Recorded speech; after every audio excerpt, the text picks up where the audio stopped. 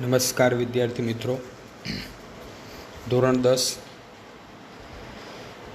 વિષય વિજ્ઞાન અને ટેકનોલોજી, ચેપ્ટર નંબર 6 જૈવિક ક્રિયાઓ, લેક્ચર નંબર 27ની અંદર આપનું હાર્દિક સ્વાગત છે. તો બાળકો, થોડા દિવસ વચ્ચે તબિયતને કારણે લેક્ચરો બંધ હતા, પરંતુ હવે ફરી પાછા વિજ્ઞાનના લેક્ચરો છે શરૂ કરીએ છીએ. તો બાળકો, આપણને ખ્યાલ હશે કે ચેપ્ટર નંબર 6 જૈવિક ક્રિયાઓની આપણે શરૂઆત કરી હતી. પાઠ નંબર 10 આપણે પૂરો કર્યો હતો, પ્રકાશ, પરાવર્તન અને વક્રીભવન. ત્યારબાદ આપણે ચેપ્ટર નંબર 6 બાયોલોજી, જીવવિજ્ઞાનનું પ્રકરણ જૈવિક ક્રિયાઓની શરૂઆત કરી હતી અને એમાં પણ અમુક પ્રશ્નો આપણે ભણ્યા હતા. તો કે જૈવિક ક્રિયામાં આપણે સૌથી પહેલી જૈવિક ક્રિયાઓ છે જેની ચર્ચા આપણે કરી હતી, જેનું નામ હતું પોષણ. અને એમાં પણ ખૂબ જ અગત્યના પ્રશ્નની ચર્ચા આપણે લેક્ચર નંબર 25 અને 26ની અંદર કરી હતી, મનુષ્યનું પાચન તંત્ર.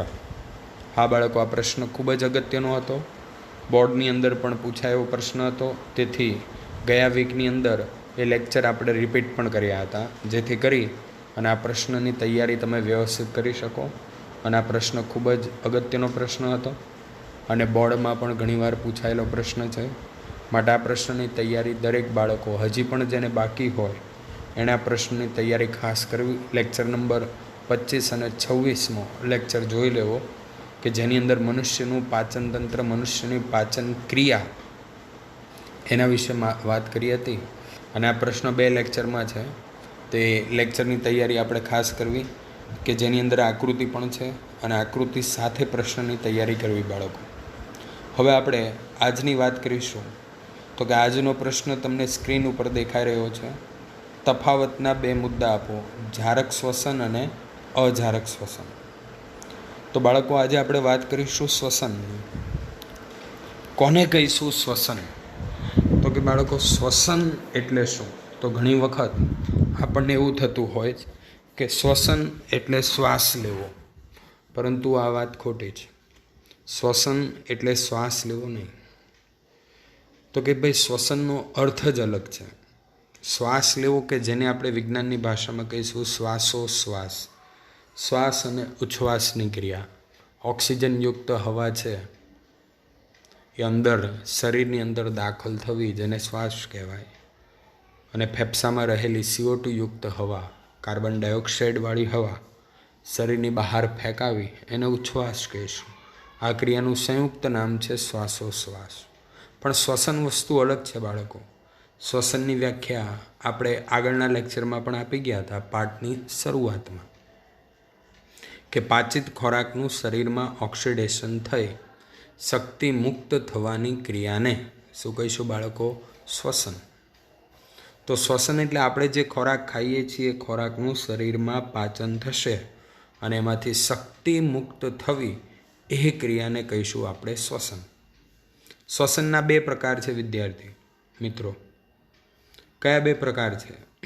તો કે જારક શ્વસન અને અજારક શ્વસન. કેટલાક સજીવો જારક શ્વસન દર્શાવે છે, તો કેટલાક સજીવો અજારક શ્વસન દર્શાવે છે. જારક અને અજારક શ્વસન વચ્ચેનો તફાવત એ આપણો આજનો ખાસ અગત્યનો મુદ્દો છે.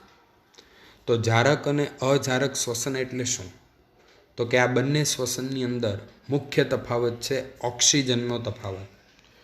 તો કે શ્વસનની જે ક્રિયામાં ઓક્સિજનની હાજરી જરૂરી હોય તેને જારક શ્વસન કહેવાય, અને શ્વસનની જે ક્રિયામાં ઓક્સિજન જરૂરી નથી એને આપણે કહીશું અજારક શ્વસન. તો બાળકો, આજે આપણે તફાવત શીખવાનો છે, જે પ્રશ્ન તમને સ્ક્રીન ઉપર દેખાઈ રહ્યો છે. અને આ પ્રશ્ન પણ બોર્ડમાં પૂછાઈ ગયેલો પ્રશ્ન છે કે તફાવતના મુદ્દાઓ આપો, જારક શ્વસન અને અજારક શ્વસન. તો ડાબી બાજુ લખ્યું છે જારક શ્વસન, જમણી બાજુ લખ્યું છે અજારક શ્વસન. તો સૌથી પહેલો મુદ્દો લખવાનો છે કે જારક શ્વસનની ક્રિયા ઓક્સિજનની હાજરીમાં થાય છે. તો સામે લખવાનું કે અજારક શ્વસનની ક્રિયા ઓક્સિજનની હાજરીમાં થતી નથી, અથવા એમ લખો કે તેમાં ઓક્સિજનની હાજરી જરૂરી નથી.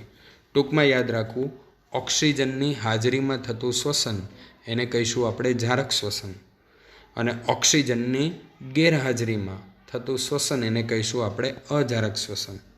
નંબર 2 બીજો મુદ્દો કે પાયરુવેટનું ઓક્સિડેશન થઈ CO2 અને H2O બને છે.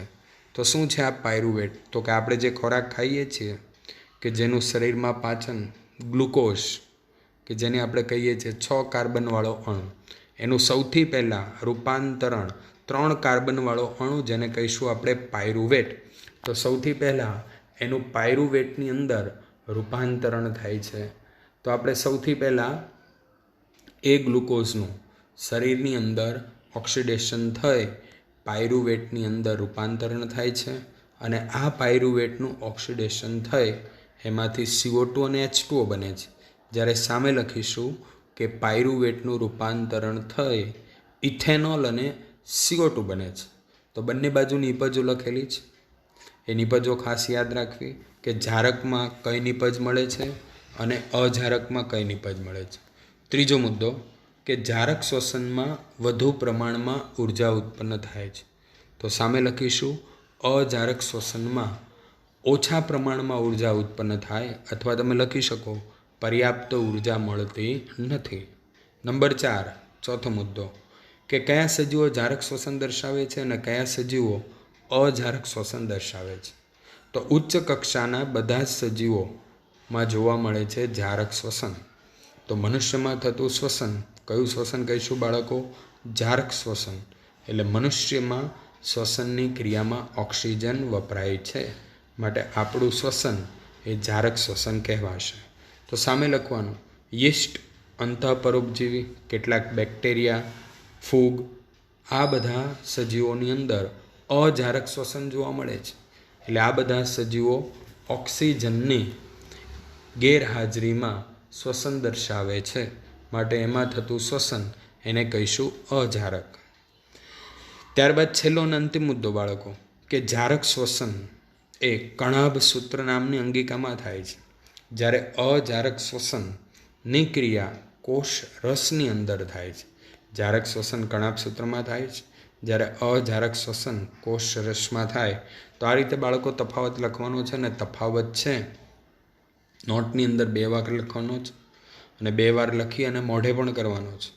પ્રશ્ન IMP છે, ફરીથી એક વખત જોઈએ બાળકો. જારક શ્વસન અને અજારક શ્વસન. નંબર 1 પહેલો મુદ્દો ડાબી બાજુ.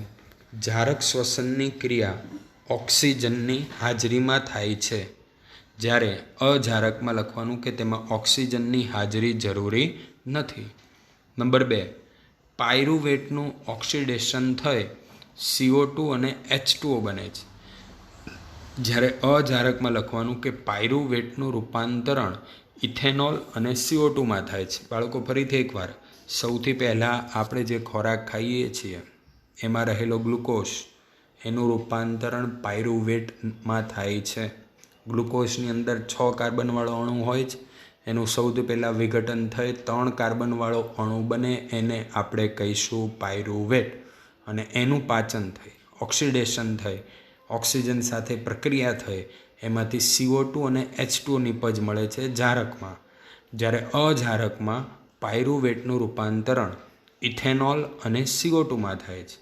નંબર 3 જારક શ્વસનમાં વધુ પ્રમાણમાં ઉર્જા ઉત્પન્ન થાય છે, જ્યારે અજારક શ્વસનમાં પર્યાપ્ત ઉર્જા મળતી નથી, અથવા તમે એમ પણ લખી શકો કે ઓછા પ્રમાણમાં ઉર્જા ઉત્પન્ન થાય છે.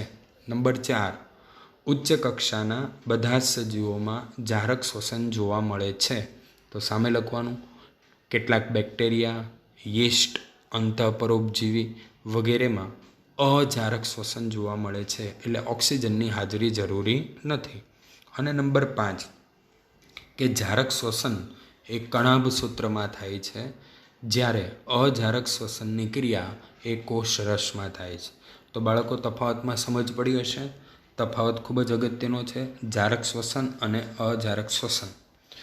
તો કે શ્વસનના 2 પ્રકારો આપણે વાત કરી ચૂક્યા. એ પ્રમાણે પોષણ પૂરું થયો વિભાગ. હવે આપણે શ્વસનની વાત કરીશું. તો શ્વસનના 2 પ્રકારો જારક શ્વસન અને અજારક શ્વસન. તો કે જારક અને અજારકનો મુખ્ય તફાવત યાદ રાખવાનો કે જે શ્વસનની ક્રિયામાં ઓક્સિજનની હાજરી જરૂરી હોય તેને જારક શ્વસન કહીશું, અને જે ક્રિયામાં ઓક્સિજનની હાજરી જરૂરી ન હોય એને અજારક શ્વસન કહીશું. ટૂંકમાં હવે શ્વસનનો વિભાગ શરૂ થાય છે. તો આપણી જે જૈવિક ક્રિયા પોષણ છે, શ્વસન છે, ઉત્સર્જન છે, પાચન છે, આ બધી આપણી મનુષ્યમાં જોવા મળતી જૈવિક ક્રિયાઓ છે. તો આ જૈવિક ક્રિયાઓ આપણે પાઠમાં વિગતવાર ભણવાની છે. તેમાં સૌથી પહેલાં આપણે પોષણ પૂરું કર્યું. હવે આજથી આપણે શરૂ કર્યું છે શ્વસન. તો બધા જ પ્રશ્નો શ્વસનને લગતા આવશે. જે કંઈ પણ પ્રશ્નો આવે છે એ પ્રશ્નની આપણે ખાસ તૈયારી કરવાની છે અને પ્રશ્ન લખી અને મોઢે કરવાનો છે. તો આજે આપણે ભણ્યા જારક અને અજારક શ્વસન. ત્યારબાદ વનસ્પતિમાં શ્વસન કઈ રીતે થાય છે, ત્યારબાદ મનુષ્ય છે કઈ રીતે શ્વસન કરે છે, સ્થળચર પ્રાણીઓ છે કઈ રીતે શ્વસન કરે છે, આપણામાં શ્વાસોશ્વાસની ક્રિયાઓ કઈ રીતે થાય છે, એ બધી આ લગતા પ્રશ્નો છે હવે આપણે આ વિભાગની અંદર જોઈશું.